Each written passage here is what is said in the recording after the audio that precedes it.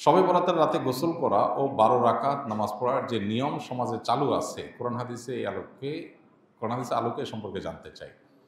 এক সময় যখন শবে বরাত যখন হতো, মধ্য শাবানের রাত যখন হতো, তখন শীতকাল ছিল না। তখন এই জাল হাদিসের উপরে অনেকে আমল করেছে। এখন আসলে এই জাল হাদিস ওই শুধু কিছু বই পুস্তকেই আছে, আমল করার লোকও নাই। কারণ যে শীত পড়ে দিনেই অনেকে গোসল করতে চায় না, কিসের রাতে গোসল করবে। বিধায় এইটা নিয়ে এখন আর নতুন করে আলাপ না করলেও চলে।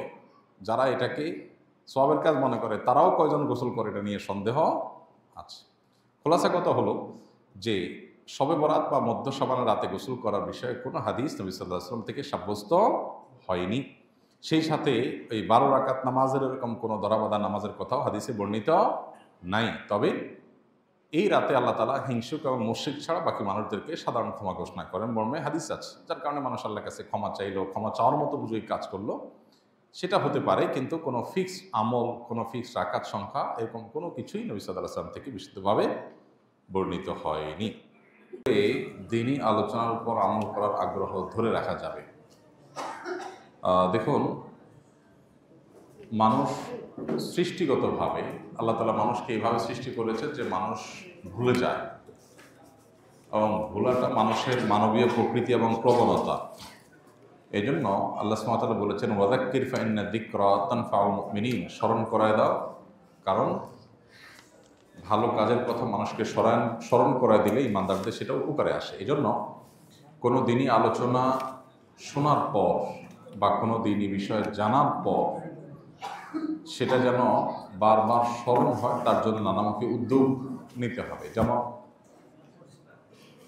সে সমস্ত দ্বীনি ইলমের বিষয়গুলো নিয়ে পরবর্তীতে পর্যালোচনা করা, পরিবারের সাথে, নিজস্ব অঙ্গনে, আঙ্গিনায়, বিভিন্ন জায়গায় পর্যালোচনা এবং আলোচনার মাধ্যমে মানুষের সে বিষয়গুলো বারবার স্মরণ হয়।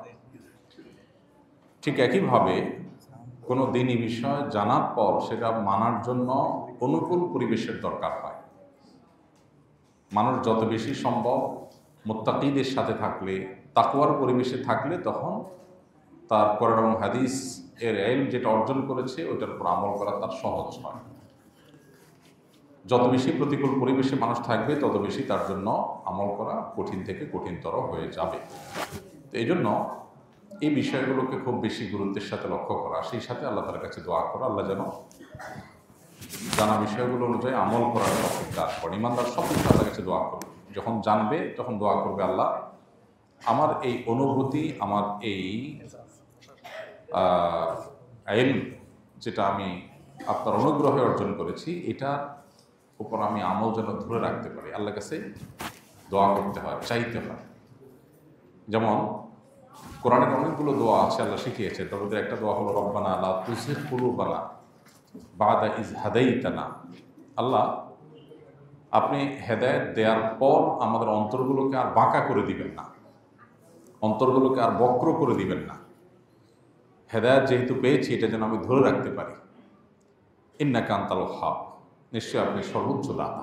সো আল্লাহর কাছে দোয়া করা যেতে পারে, রব্বানা লা তুযিগ কুলুবানা বাদা ইয হাদাইতানা ওয়া হাব লানা মিন লাদুনকা রাহমা, এবং আপনার পক্ষ থেকে আপনি রহমত দান করুন, ইন্নাকা আনতাল ওয়াহ্হাব।